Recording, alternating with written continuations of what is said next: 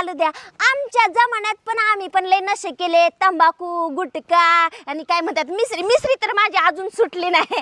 करा करा. तुमच्या वयातले पोरं हे नशे नाही करणार मग कोण करणार नाही का? टिपू अरे ते मी नवीन मोबाईल घेतलाय जरा बघ ना फोटोच आहे ना याच्यात. अहो शांताबाई तुम्ही कशाला टेन्शन घ्यालाय. मी आता लगेच मोबाईल नीट करून देतो. कॅमेरा पण नीट करून देतो. बर बर झालं का नीट कॅमेरा?